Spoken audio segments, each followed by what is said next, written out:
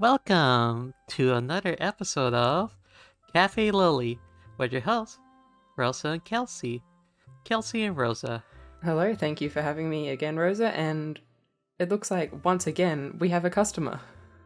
Hi. Can I have a number 5, please? What's the number 5? I don't know what's on the menu here. Wow, I'm taking my business elsewhere. Hi, everybody. I'm Lou. Hi, Lou. From Other things? Well, you might have heard me on the not hit podcast Looney Duels, where me and my friend Ryan power scale the Looney Tunes characters. It's a hit in all of our hearts. Yeah. so you're basically the Yowie equivalent. We're basically the Yowie equivalent of Cafe Lily. You know, we got a lot of Looney Tunes boys. Most of the Looney Tunes are boys, and they're kind of roughhousing with each other. It's very masculine over there. Pretty Brokeback. Well, Foghorn Leghorn is in the equation, so that's all I'll say about that. So, Lou, Yes. what are you here for? I'm here to talk about something that a lot of people might not be aware of. I feel like I have to bring an awareness to it. Have you ever seen Disney's princess movie Tangled? I seen the Kingdom Hearts cutscene. That's close enough. Well, did you know that Tangled had not only a direct-to-channel like movie, kind of short movie, but it also had a 3 seasons long animated series. Did you know that? I was aware of it. I know that Jeremy Jordan plays a character in it, and the girlies love him. Oh yes, absolutely. There's a lot of very talented performers in the show. They get back like all the original voice actors. So like Mandy Moore is in it for like the entire thing, which is really impressive. It's well produced. Like the show looks good in motion, especially. Like it's great animation, good colors, like just fantastic songs. But we're not here to talk about that, right? I mean, this is the Yuri podcast, right? Of course. Unless it's in the equation. It kind of is. I mean, we do talk about like musicals. Well, mostly Utena musical. Well, music is a gateway to the soul, you know, and sometimes when you're feeling such a big emotion, you can't talk about it, you sing. So I imagine a lot of gay people sing.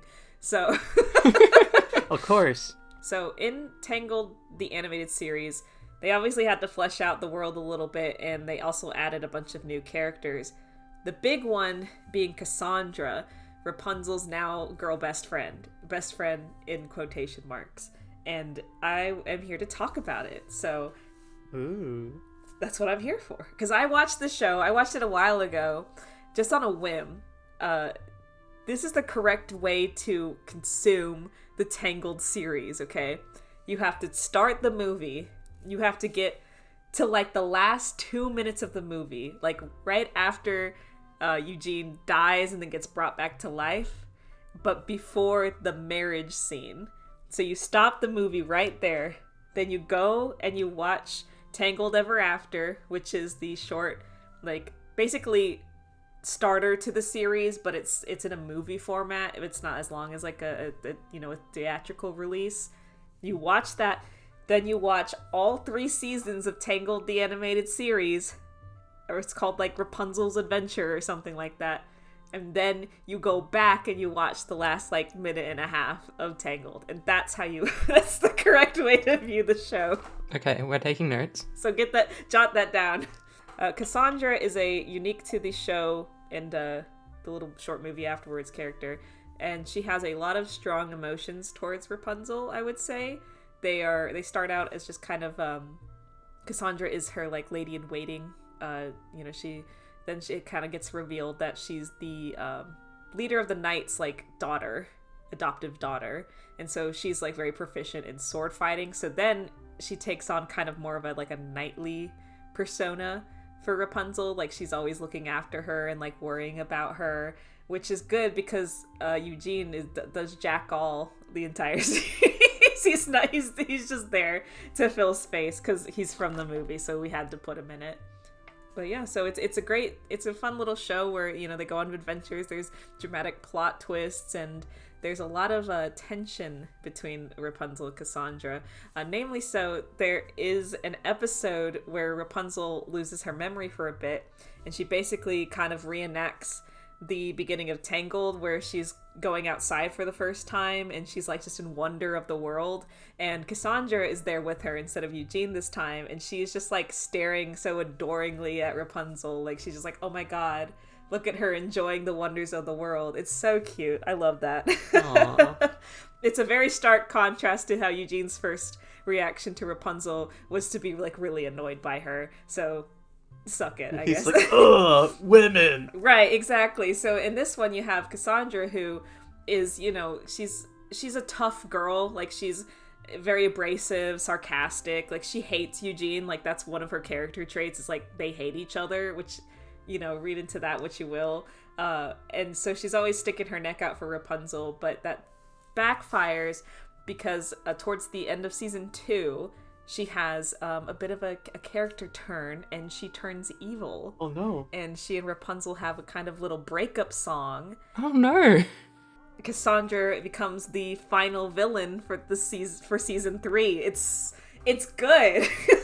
Oh no. So it's a tragic Yuri. Yes, it's super tragic because it's so good, and it's such a fun moment because you're watching Cassandra basically get left in the dirt a lot of the times. And all of a sudden she's like, you know what? I'm going to step out of the secondary role and I'm going to become the main villain of the series now. So let's have fun with that. And so a lot of the third season is like Rapunzel like being sad because the best friend that she like loves is like trying to kill her. Oh my god. But it's also spicy, right? Isn't that what Yuri's all about? Yeah. Yeah, sometimes you just have to go your own way, and that can cause drama in the Yuri. Exactly. So they kind of put a lot of lore into this series because they're trying to, like I said, expand upon the world, add new characters, new concepts. So they really go ham with the magic hair power thing. You know, they actually give it a name. It's like the Sundrop gem or something like that gets like imbued into the flower that like gave the power to begin with. And Cassandra unlocks like the Moonstone, and she's able to control like these dark, scary rocks. And so it's like a really cool way for them to have kind of like parallel powers, and they're going against each other, and it's so good because the stones are meant to be together. That's the conflict, is the bad guys want the Moonstone and the Sunstone so they can, you know, do evil stuff. I don't know. But that's the thing. It's really good, is that Cassandra has this, and she's being like manipulated by the evil guys to kind of, you know, go forth with the plot and the plan, and she's, you know, trying to prove herself as a person worthy of respect and admiration, like Rapunzel is. God, that's so key. We love Yuri with sun and moon imagery. Exactly. Pokemon Sun and Moon, PreCure. I didn't know that was such a common thread. Now, what would you say was a very defining moment for them? There is a moment in the season, like the series finale, where, you know, Cassandra has been like acting like this big bad the entire time, and Rapunzel's been like fighting against her, and then they both get trapped somewhere together, and they both lose their powers. So they're like trapped in this kind of organic cage-like thing together. They're both powerless. They're both exhausted. Like, the real bad guy is out there, like, tearing up havoc and stuff. And they start talking, and Rapunzel, like, starts telling Cassandra, like, the first time that she basically knew Cassandra was going to be her best friend was the first time she heard her laugh. And I was like, whoa! Whoa! Like, she says something like, I heard you laugh, and I loved it because it was so real, it was so you, and I knew, like, I wanted to be your friend. And I was like, oh my god, girl, calm down. I like the way you laugh, the way you walk, the way you Yes, exactly. It's really and there's a lot of just like little moments where you could tell that they care about each other. Obviously, Cassandra is kind of a worrywart sometimes doesn't realize how strong Rapunzel is on her own, and worries about her and thinks about her a lot, which is kind of the conflict of the finale, because Cassandra has spent so much time investing in like Rapunzel's adventure and Rapunzel's feelings that she feels inadequate, even though she is like a very skillful person. which kind of like feeds into that. But I didn't even tell y'all the spicy twist here. Tell me if I'm wrong here. Is one of the most like aggravating things about like shipping Yuri ships and stuff when people insist that the characters are more sister-like or not? Like, isn't that? Oh my god! You hit a nerve there. Yeah, for real. Let me tell you how worse it gets when one of the biggest plot twists in the Tangled the Animated Series, and everybody, if you haven't seen the series and you care about spoilers, cover your ears for like 5 seconds, I don't care. Cassandra is the true daughter of Mother Gothel, the woman who kidnapped Rapunzel at birth, the evil villain of Tangled. Now, this sucks for a few reasons. Not the plot twist. The plot twist is good. This sucks for the Yuri because now people are like, oh, they're like sisters. But when it's revealed in a flashback that Cassandra, who's like maybe like 1 or 2 at the time that she kidnaps Rapunzel, she's living with Mother Gothel. It's her actual real mother. Her mother goes off to the castle, comes back very briefly holding baby Rapunzel, and then fucks off. Leaves Cassandra behind. So Cassandra met baby Rapunzel for like 0.5 seconds before Mother Gothel fucked off, abandoned her child. That's when the captain of the guard comes and adopts her, and raises her. So in all intents and purposes, the captain of the guard is Cassandra's like dad. It's the only family she's ever had, and Rapunzel, who was raised from birth basically by Mother Gothel, like that's a whole like trauma thing over there. Like that's I don't It was an elaborate kidnapping. Yeah, it was a very elaborate kidnapping for no reason. And so that's a whole thing. So now people are, when that twist came out, there's like, oh, you can't ship Rapunzel and Cassandra.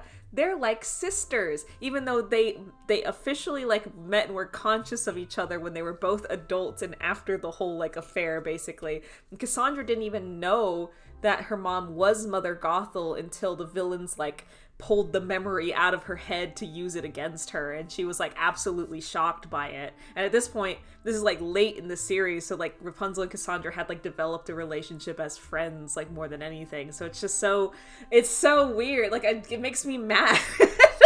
Oh, like no. They're not sisters. They didn't grow up together. Like yeah, at some points in their life they were looked after by the same crazy old woman, but that doesn't mean they're actually like sisters. They're not blood related, first of all, and they didn't even grow up together. So that's my rant about it. Like, they've never been in a situation where like they would consider themselves siblings. If you're like using the abusive person who kidnaps independent kids as a point of reference to their sisterhood, then that's like, grow up. It's super frustrating, but you know, people who weren't going to accept it anyway, it's already doomed, because I mean, at the end of Tangled, which at this point in your Tangled watch should have been after you finished Tangled the animated series, you should be going back to your stream of Tangled the movie and pressing play on the last minute and a half now. When you get to it, Rapunzel and Eugene get married, and it like, there's nothing we can do about that. Life goes on. They got married, and I can be sad about it. But I want to point out a few things about it. So in the movie Tangled, there's kind of a joke at the end where Eugene says like, oh, I asked and I asked and I asked, and finally Rapunzel like said yes, because it took him a while to ask her. And it's kind of like a throwaway line like, oh, maybe he's like joking, maybe whatever. But no, in Tangled the animated series, they take that very literally, into the point where like, he does propose to Rapunzel more than once in the series, and every single time she tells him no. Like, straight up, she says no for various reasons. Obviously, the big one is Rapunzel has just, like, she's finished her big adventure. She, learned her mother wasn't who she said she was. She's back in her kingdom with her actual parents. There is a lot going on for her. Like, she has a lot to learn. She's got a lot to catch up on. And she's just now kind of exploring the world on her own for the first time.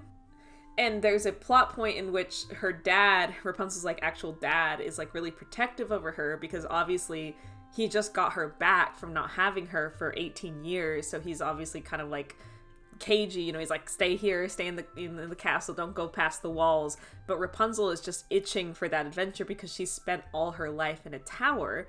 So of course she wants to go out and explore. And the inciting incident that drives a lot of the series is actually Cassandra, because at the end of Tangled, you see that like Rapunzel has her hair cut off and she's got that short brown hair, very cute. She's trying to fit in the kingdom, and Cassandra notices that Rapunzel's getting like increasingly frustrated with being kept inside, just like how she was in the tower. And Cassandra's the one who says, "Hey, I've lived here my whole life. I know the ins and outs of this place. I can sneak you out. Do you want to go out?" And Rapunzel's like, "Yeah, I do." And it's great because Eugene, on the flip side, he has become really comfortable with like palace living. Like he is now, you know, he went from being like poor to, you know, living in a castle now with his like princess girlfriend. So he's loving it. He doesn't quotation. He doesn't see the problem with it, you know. He's totally fine to like chill out at the castle, get waited on and stuff, but Rapunzel just has that like itch for adventure. So she and Cassandra sneak out late at night and they go beyond the wall, and that's when they find these like really scary black rocks that kind of activate Rapunzel's like latent powers, and she grows her hair back, and it's like a whole thing. That's what starts the whole adventure. That's why she has the long blonde hair again, by the way, if you were curious. She uses it in various combative ways, as a whip, as a as a way to punch people. She swings on it a lot. Anyway, just like Kingdom Hearts. Yeah, just like Kingdom Hearts. And so Cassandra is the reason why she, you know, gets to have an adventure, basically, because Cassandra so obviously saw that Rapunzel was not happy that she's like, you know what, let me do a little thing for you. Like, let's go out, let's go sneak out and stuff like that. So they have a very good relationship, I guess. I mean, they understand each other. They can like know what each other's thinking without like talking, it seems like, and they just really seem to care about each other. It's very good. It seems like Cassandra's just trying to make her happy. And what is this man Eugene doing? Yeah, what is he doing? Nothing! Exactly. Like, no longer has his shit-eating grin on the poster. Wanted poster.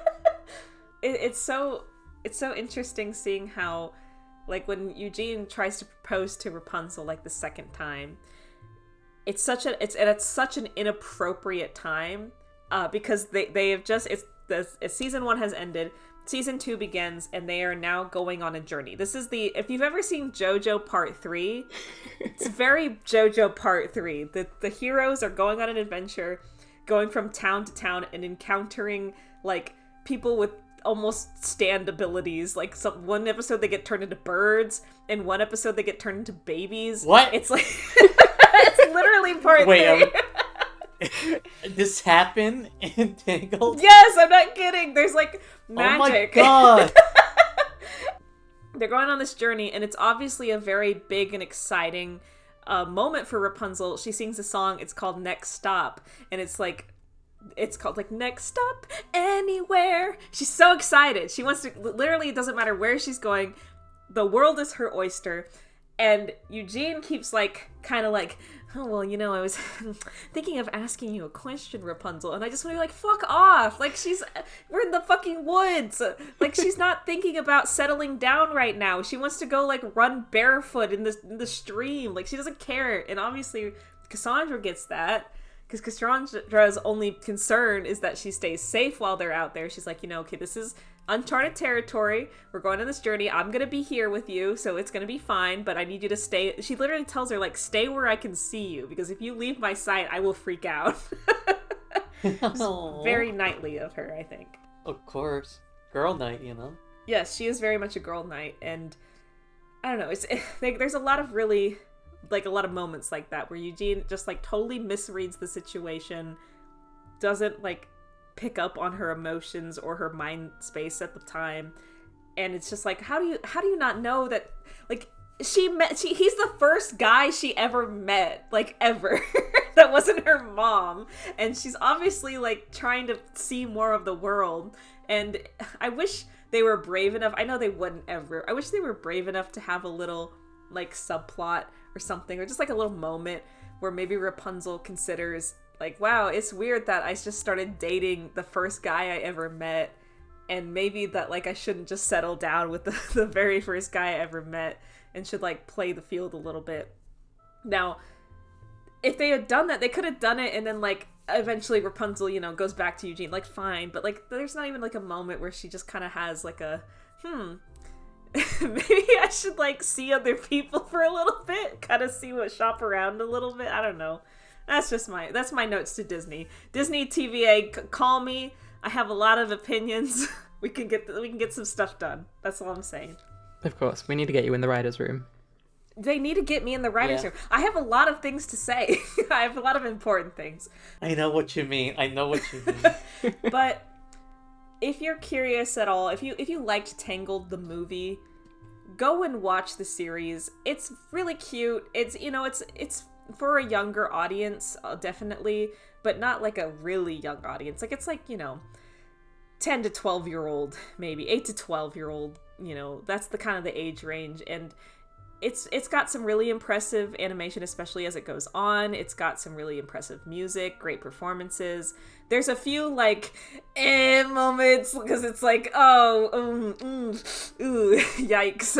But other than that, it's pretty good overall, and it's definitely got a lot of interesting relationships, for sure. There's, like, one of the, like, pub guys from the movie, like, he gets involved with, like, a mermaid or something. It's really...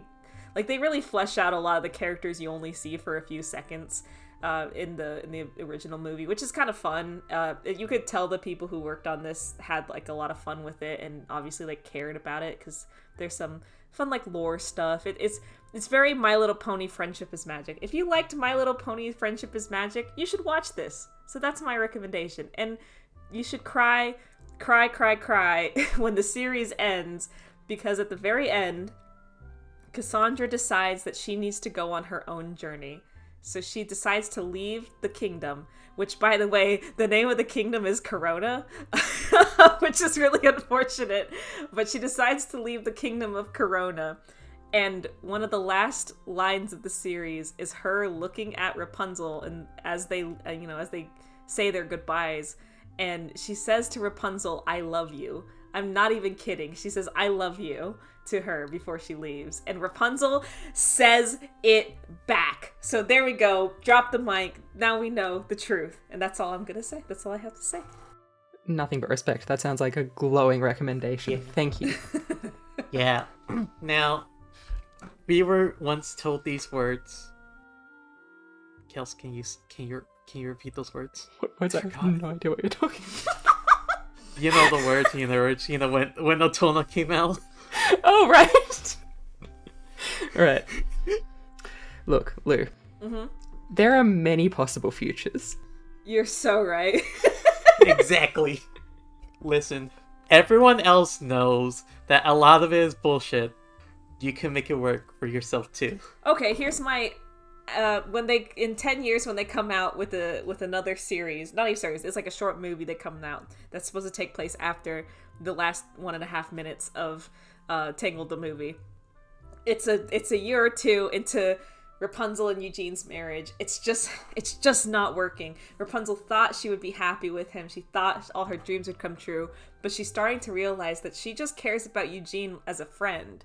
Like, she really does care about him, and she really does love him, but she doesn't have that kind of love for him. And she starts to wonder what's going on in her life. And suddenly, Cassandra rides up. She's been gone for so long, and she looks different. There's a glow about her. She comes in, tells Rapunzel all these exciting stories, all these exciting adventures, and Rapunzel realizes she should have gone with Cassandra all those years ago. Her parents could have run the kingdom for a few more years before she got back. She should have enjoyed her youth with her. And now she can, because she divorces Eugene and she decides to go on an adventure with Cassandra. The end. You've really thought about this, huh? I've been thinking about it for years! Okay, well, everyone look forward to Tangled the series 10 years after. Nothing but respect. Okay, well, if no one has any more thoughts on Tangled the series, I guess we can get into our Yuri recommendations. Alright, tell me about it. To recommend me some Yuri. I recently read Fair Play, which is a novel by Tove Jansson, most famous for her Moomin books. Oh, yeah. Ooh. She also wrote a lot of sort of novels about adult perspectives as well, even though she's most famous for her kids' books. But Fair Play is about two women named Jonna and Marie, who are both artists who live together, and it's a series of short, disconnected stories about their lives together. And it's not strictly romantic. I think, other than maybe one reference to them sleeping in the same bed, I think someone could very easily read the book and interpret the two women as sort of heterosexual life partners. Okay. Is it kind of like a Mr. Frog and Mr. Toad situation? Kind of, but what complicates it is the characters of Jonna and Marie are very clearly based on Jansson herself and her real-life partner, Tuulikki Pietila. Oh, cute. Yeah, there are a lot of tells if you're familiar with her life. The women are both artists. One of them is an author and illustrator, and the other one is like a graphic artist. And they both live on an island, which was true about them. But I just thought that Fair Play was a really excellent illustration of two partners living together, even though it's not a romance story. You sort of get the sense that that's because it doesn't need to be, because the two women are so close and have known each other so well that they've sort of grown past the need for romantic gestures. Yeah, they're like domestic. Yeah, they're comfortable just existing together. I love that. So is there a way to... Where did you read this or look at it? I got it at a bookshop. It's just in print. Okay, cool. I'm sure there's an ebook as well, but it's just very beautiful. I love it. Yeah, it's very beautifully written as well. It's just, I don't know, all these stories that make you think, yeah, life could be a dream. Life could be dream. Dun, dun, dun, dun, dun. That's very sweet. Thank you for the recommendation. I will check it out. I hope you enjoy it. I will. You know what? I will. It's my turn. It's my turn. It's my turn. It's your my turn. turn. Oh It's your yeah, turn. It's my turn. What did you watch yesterday? So we're gonna talk about yesterday. Well, me and friends, including Kelsey, of course, got together and watched PreCure All Stars F. Wow! And oh my god, this was an amazing All-Star movies. Spoiler warning, spoilers from here on out. Yeah, it just came out recently, so a lot of people might not have seen it yet. I haven't seen, actually I've seen a good amount of All-Star movies. They're usually pretty good. Usually they will focus on the main cures of the season, which is same for here. But I feel like everyone got, the characters they chose just, had, a fun amount to do. It was such a fun time. But one of the biggest highlights to me are a handful of these cures in particular. Of course, one of them being Kira Makdun. Tell me about it. Now, who's Kira Makdun, you ask? If you're asking, then you're missing out. But Kira Makdun is the infinitely hilarious purple cure from Kira PreCure, who has been known for being very fickle, very silly, very graceful, and is constantly on the arms of close bestie Akira. Now, throughout this journey, we get a sprinkle of her remembering Akira, calling out for her name as she slowly drifts away into maybe an endless sleep in the snow. She dies? I'm a little bit obsessed with it. It's so funny. She's like, the Pretty Cures wake up in a tundra and they don't know where they are. And they're like, oh, we have to work together to get out of here. And Yukari's like, no, I don't really like any of you. I'm just gonna do my own thing. Yeah. And she walks off, gets lost in the snow, nearly freezes to death. And then she hallucinates that her wife is there to rescue her. Right, her butch wife, her beautiful, awesome butch wife. She says, I don't like y'all's vibes. Gets lost in a snowstorm. Yeah. As we go on, we also get another fan favorite, Laura, or Cure La Mère, from Tropical River PreCure. First time she pops in is like, she looks at the main girl from the new season, the second main girl, Mashiro, from Sky PreCure. And she's like, "You're not Manatsu." And she's like, "See you later." She was gonna leave her stranded on an island just cause she wasn't her boy toy Manatsu. This is also like such a funny movie because like it's just like So Space Emissary. Okay, explain. Everyone was saying this while we were watching it. Every time like, a new PreCure appeared, it'd pop up with their name. Yes, and what season they're from. And everyone was like, "Oh my god, this is such a Subspace Emissary movie." Where's the cursor letting me pick which character I want to play as? Yeah. Oh, literally. Again, remember audience spoilers. So you know when everyone gets into the void and they were about to fight Tabu? Uh-huh. In Subspace Emissary? Yes, but like Tabu did one-shots everyone and spread them all across the worlds that he fused together. And then Sonic shows up. Yes. That's what basically happened. It is basically Subspace Emissary when everyone's defeated and Kirby, Luigi, DDD, and Ness has to go out and save everyone. That's beautiful. It's exactly that. Because they go around and he knows like, oh my gosh, this looks just like familiar, like something we see in our home place. Like, oh, that's the Strawberry Mountain from Kira Kira. Oh, that's the train that Saki and Mai were right together and have like their gay-ass moments from Splash Star PreCure. Another excellent Yukari moment is she figures out that the world they're in is made up of all their homeworlds mashed together, and she just decides not to tell anyone. She just wanted to Columbo that moment. She want to be like, I knew all along.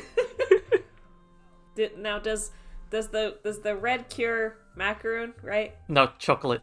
Sorry, chocolate. Does the chocolate one show up and like, you know, they embrace lovingly or something? No, they do us one even better.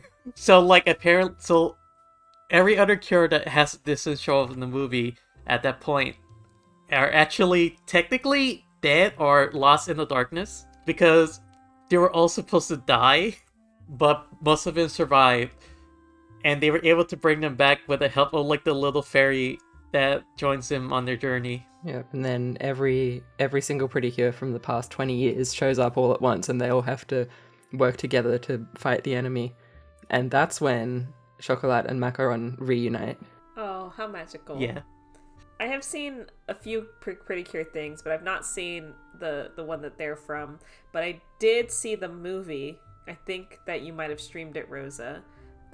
Yeah, it was for my birthday. Yeah, so I'm aware of their dynamic, and I love it. I think they are probably the strongest example of a Yuri couple in the PreCure series by far. Oh, absolutely. That's like something they cannot deny or like try to rewrite, because if they do, it's basically like destroying like the entire structure of the series. Well, would you, Rosa, recommend this movie? Yeah, actually, yeah, definitely I can recommend this movie to anyone who haven't seen PreCure, at least one at most, because there's a lot to appreciate because these are such fun characters.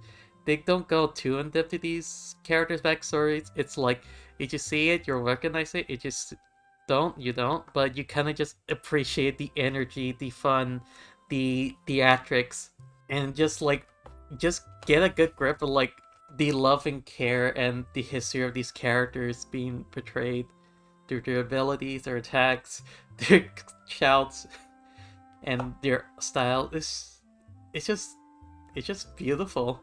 It just goes hard in the end too. The final fight just goes hard. Yeah, you don't need to be a PreCure fan to appreciate when girls are awesome. That's true. You know what? That's so true. Yeah. I love it when girls fight. I love it. I love it when girls beat the shit out of monsters. I have a recommendation. Oh, yes. Are y'all familiar with My Little Pony's Equestria Girls? It's in my periphery. I know you made me very aware. Because I know what you're gonna recommend. So, My Little Pony, you know, it's gone through its generations. Generation 4 was Friendship is Magic, which was insanely popular. It spawned the Brony fandom. I don't need to explain it to you. You know. My Little Pony Friendship is Magic had an offshoot series called Equestria Girls, which featured basically high school versions of the main six and like other characters as well. And it was kind of a, you know, kind of a crossover thing at first, because it was like, oh, you know, the Twilight Sparkle, which is the purple pony that we know from Friendship is Magic, she's gone through a portal, and now she's in high school with all these like versions of her friends that like don't know who she is and are like obviously like have always lived their life as humans and whatever. My Little Pony Isekai? Yeah, basically. And then it kind of spawned into not necessarily a series, because Friendship is Magic was still going pretty strong at that point and was kind of hitting a peak. This was before the movie, like the theatrical movie. And Equestria Girls became kind of a franchise of its own. It had a few movies of its own. You had Equestria Girls, you had Rainbow Rocks, you had the school one. I forget that one. It's like a school athlon thing. I don't know. It kind of was bad. But there was like a few of those. There was like a summer camp one as well. And they all kind of took place separate from the main storyline of Friendship is Magic, because there's like a lot of lore and story in that too. But they also came out with like webisodes of certain, like, it was like, you know, like 30 to 40 minute long, like, it just kind of like, this is a story that happens in the Equestria Girls universe. Well, here's the thing you gotta know about me. I am a Rarity Applejack, a Rarajack truth shipper to the end of time. I do not care that Friendship is Magic ended with an implied marriage between Rainbow Dash and Applejack. I don't give a shit. That didn't happen to me. To me, what actually is the truth is that Rarity and Applejack are secret lovers and are having an affair. So, what I am going to recommend is a Equestria Girls minisode kind of thing called The Roller Coaster of Friendship. You can find it on YouTube. If you look up My Little Pony Equestria Girls Roller Coaster of Friendship, it is like uploaded officially by like the My Little Pony like channel. It's not like a fucking rip. It's like 40 minutes long or something. And it's all about how Rarity gets a job at a theme park and becomes really good friends with this like influencer TikTok streamer kind of like character. And it drives a wedge between her and Applejack's friendship. And it's all about their relationship with each other, and they hurt each other's feelings, and they pine for each other, and they get jealous of when they're hanging out with other people. So that's what I recommend. Watch that shit. It's good if you're an 8 to 12-year-old little girl, but it's also good if you're desperate for Yuri, which I am. So watch it. That's my recommendation. You can find it on YouTube. Watch it. Okay. Well, I felt really honored to be on this podcast. Thank you for having me. Of course, thank you for coming on and then like messaging us at like 3 a.m. in the morning, telling us like, I have to talk about this. I have to say the catalyst for this, because the way I'm talking about it, you would think that I like just watched the series like 2 days ago. I finished the series probably about 2.5 years ago. I have been holding on to this for a really long time, and I just kind of like, it was like reawakened in me, and I was like, you know what? I need to tell more people about this. Not enough people know that there is like Yuri in the fucking Tangled, or wait, we're allowed to swear? Kelsey's not allowed to swear. What? There's Yuri in the Tangled like TV animated series for little girls. Like, it's there. It's really not subtle, and it's good. It's so tasty. If anything, if you don't want to go and sit through and watch an entire like TV show, I need you to look up Crossing the Line, which is a song. It's the breakup song between Rapunzel and Cassandra. Crossing the Line, look it up on YouTube and watch it. You will feel insane. Watch that shit right now. That's my second recommendation. I was really concerned when you first asked to be on the show. I was like, oh, we have to organize to get Lou on as soon as possible, because I don't know if her passion for this issue is going to die down if we leave it too long. You gotta get... I'm really glad to know that wouldn't have been the case. No, I could talk about this forever. It's as strong as me and Atona. I will die on this hill. You're gonna have to pry Cassandra and Rapunzel from my cold, dead hands. Alright, I see how it is. Looks like that's all we have to talk about. Okay, Lou, have you got anything else you want to promote before we close up? Follow me on Twitter, @ButchBearKing. I play a lot of Fortnite. That's all I gotta say. It's true. I play so much Fortnite with my girlfriend. We just bought the giant chicken skin from Family Guy, so thank you so much for having me. Of course. Of course. Thank you for joining. Fix our door when you leave. Okay, got it. Thank you all for visiting Cafe Lily. We have to close up now because I have another rant about Atona coming up. Oh god. Okay, everyone get out of here. Okay, bye-bye.